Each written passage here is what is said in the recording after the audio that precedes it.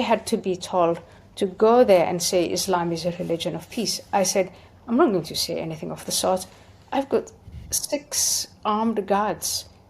I'm not going to say Islam is a religion of peace. Okay, repeat that for a second. You had 6 armed guards. Why is that? Who was trying to kill you? Well, the people who were trying to kill me was the protected minority of Muslims, many of them who were radicalized by the local Muslim Brotherhood in the Netherlands.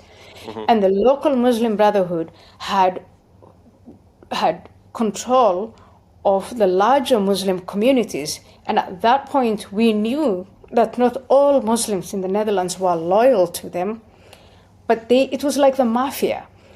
If you're a Muslim living in the Netherlands in one of these large cities, if they told you vote this way, you vote that way.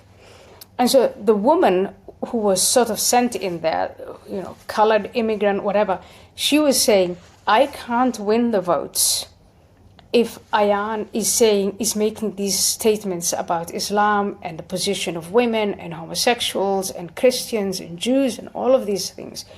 So in order for me to win the vote or to even be competitive, I have to at least accommodate them in some of these policies. Now, So Ayaan, tell us, what is Islamism and how does it differ from their well over 1 billion practicing Muslims worldwide? Not every Muslim is an Islamist. What's the difference between the two? Political Islam, I would say, is in some ways different from general Islam.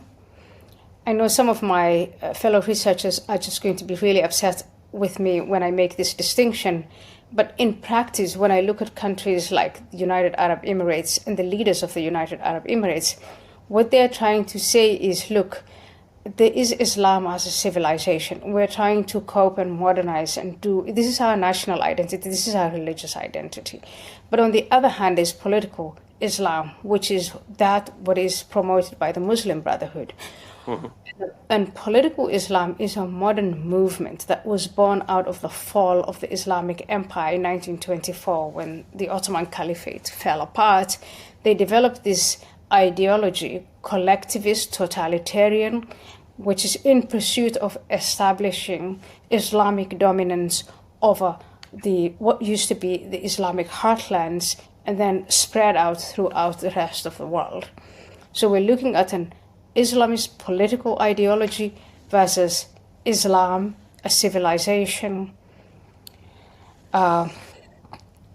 Islam has a lot of problems, and I'm the first one to admit that. But I think as Americans today, our focus should be on political Islam because it's easier to diagnose, it's easier to define. We know what their objectives are, we know who leads them, and we know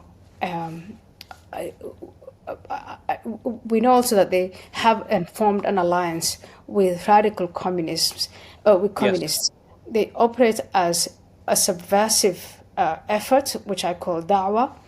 And then there is, of course, we are familiar with the terrorist or jihadi aspect of it. So complicated, yes, conceptually, but in practice, easy to define, easy to understand, and in my view, easy to combat.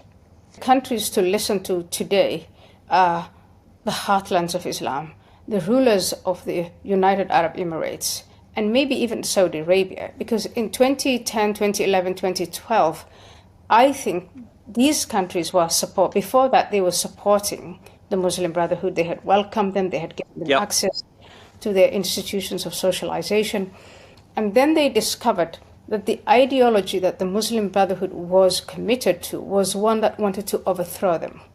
And from that moment, they were able to do that U-turn where they they banned the Muslim Brotherhood, understanding them, number one, to be a subversive effort, and terrorism and jihadism is sort of a tool to help the subversive effort.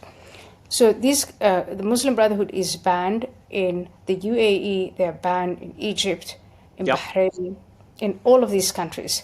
And I think we should be doing the same thing. But the danger for us in Europe and in the United States is the Muslim Brotherhood comes in legitimately saying, hey, all we're doing is observing religion.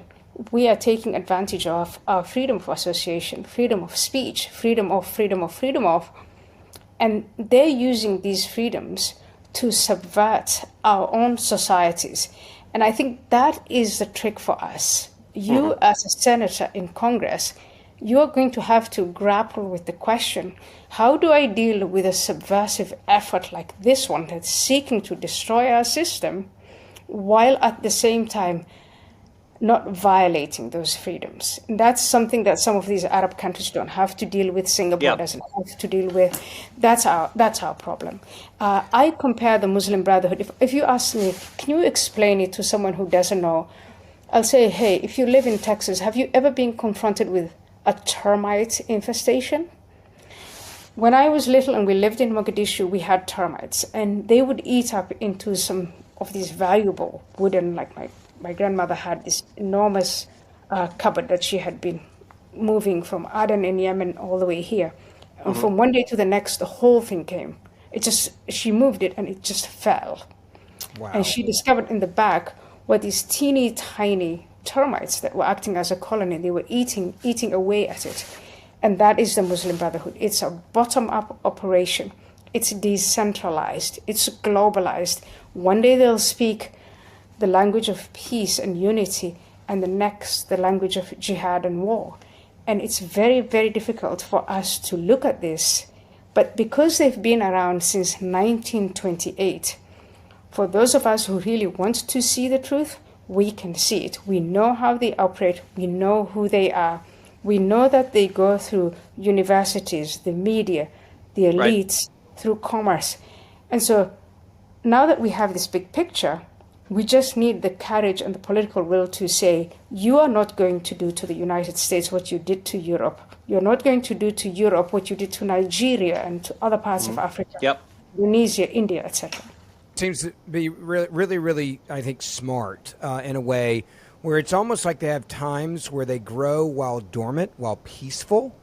And as I've studied them more than I honestly ever thought I would because of what we've seen over the last 15 years, it's like they have these ups and downs where it's like, here's a time to build and be quiet and look like we're peaceful as we plan for the next big thing that we do. Is that part of the reason why they've been able to stay around and continue to grow around the world for so long?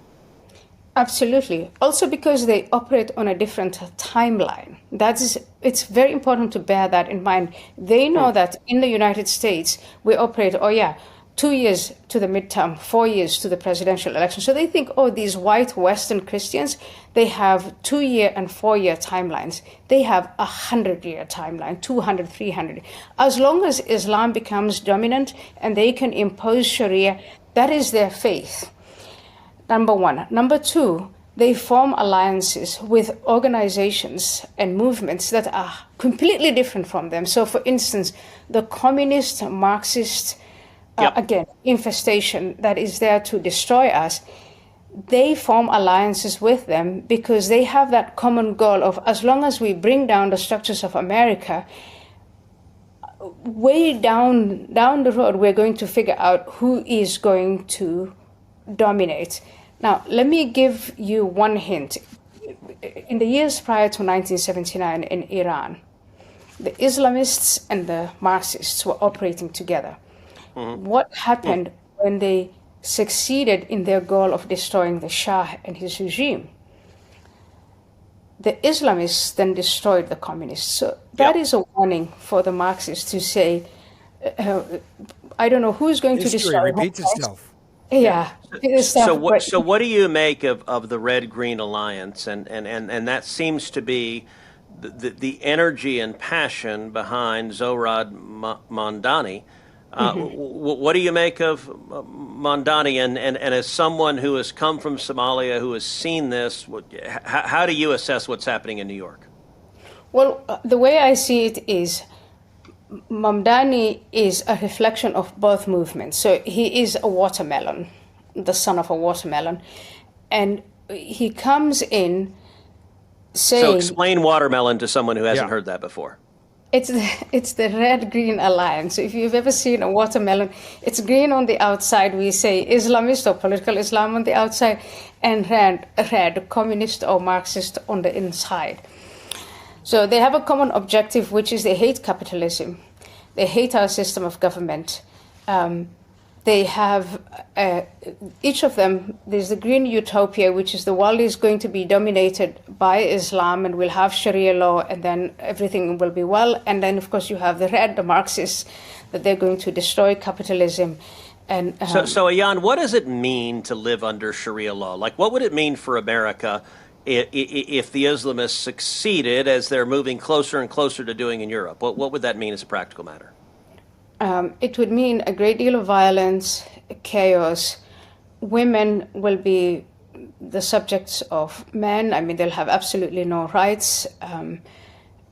Non-Muslims will be subjected to the jizya. How do I explain that? It's a lower status for non-Muslims if you're only people of the book. Gosh, if you're Jewish, you're going to be subjected to what Jewish people were subjected to on October 7. You see this. So you're talking about violence and rape and murder. Violence, rape, murder. I'm talking about floggings, public floggings. I'm talking about public stonings. Some of the horrors that you now see in Nigeria, you see in parts of Indonesia, you saw in Afghanistan, you still see it. Do you remember how the Taliban had promised a few years ago to the Biden administration, we're going to give women their rights, but they have denied women the right to go to school. They have denied women the right to do anything. Basically, you become sun factories, is what I was told when I was forced into marriage. The man I was about to be married off, he said, "You're going to have 6 sons for me or else." This is well known. I mean, it is going to be, it's going to be the worst human existence you can ever imagine. It's a death cult. So Ayaan, let me ask you why, because on the left, many leftists also consider themselves feminists. And by the way, other leftists consider themselves LGBT activists. Is Islamism consistent with any feminist notion or any notion of LGBT rights? Absolutely not. Look, in the countries where Sharia law is actually applied, homosexuals, the LGBT community, they're taken to the tallest structures, tallest buildings, towers, whatever, and they're thrown off from there. That is the law. The law is to execute homosexuals. Women are to be covered and not to be seen. They're completely submissive. So that is Sharia law as it is applied anywhere in reality. But there is this political expediency where people who are on the far left, the Antifas of this world, the Mamdani, or one wing of the Mamdani followers, they think we are the ones, once we destroy America, once we destroy the existing structures, they think that they're going to dominate. And that's just not how it works. But hey, why spoil their party? If Ocasio-Cortez thinks that she and Mamdani have something in common, why spoil the party? I think the rest of us are going to say, no, we don't want any of these collectivist, subversive efforts, and ask the question, how is it possible that the capitalist city, the finance city of the world, Manhattan, is about to elect these people? And what's your take on that? Are you surprised by the rise of Mamdani? What is, given your life experience, is this surprising to you or not? It's not surprising because in the last 30, 40 years, I think what we have seen is this display of extreme lethal carelessness on the part of American elites, where we have come to think of ourselves as invincible. We just think if we have enough materialism, that everybody is going to be attracted to who we are and what we do, and we don't have to worry about these collectivist ideologies. We killed Christianity, we killed spirituality, we turned our backs on our foundational principles, and we're paying the price.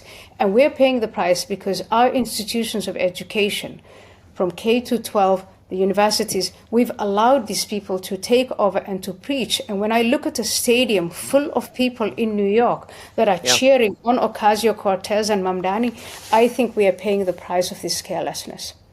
I want to say, having lived through and touched the bottom of the promised utopia of Sharia law, the promised utopia of communism, and knowing there is nothing there but death, like poverty. There is nothing there but oppression and suppression. There's nothing there but misery. I'm in a place where now I have come to see that the only way we fight those ideologies is by getting to the bottom of what are then the solid foundations of Western civilization. That is biblical. It's Judeo-Christian. It is the Sermon on the Mount. I mean, there is no denying it. It is the principles on which America is founded on. And right now, America has been served well. But over time, I think if you have two competing ideas, it's the idea of communism, it's the idea of Islamism, and then it's the idea of America. And I want the idea of America to win, and I want to dedicate my life to that. Amen. Let me ask you, we were talking about the Muslim Brotherhood. For our listeners, tell them, what is the Muslim Brotherhood? As you know, I have legislation I've introduced in multiple Congresses to designate the Muslim Brotherhood as a terrorist organization. And in the first Trump administration, I came close to succeeding. I didn't quite convince the president in the first term to designate the Muslim Brotherhood as a terrorist organization.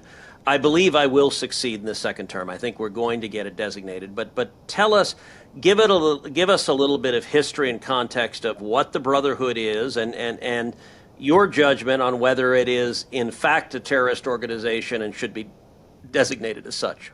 I think the challenge for you, Senator Cruz, is going to be that you are going to have to understand the two concepts as you legislate. And it's going to be difficult, but I think you can do it. One part of it is the terrorist aspect of it, which is the application of jihad or violence. Yep. The other aspect, the other side of the Muslim Brotherhood is the subversive effort, which we have had. We are an open society. Maybe we'll debate what an open society means or doesn't mean. But it's easy to access open societies if you are a subversive, if you apply the subversive method. And so for you, on a legislative basis, you will have to not only address the terrorist aspect, which carries the violence, but also the da'wah, the subversive part of it. The Muslim Brotherhood was founded in 1928 by a teacher, Hassan al-Banna, in Egypt. And what he understood was that he had to deal with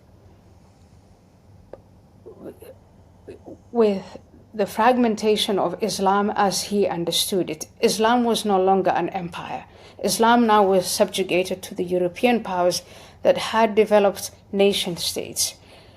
In the nation state of Egypt, he understood that if he ever wanted to get state power, he would have to work very slowly and bottom up, start with the individual, the family, society.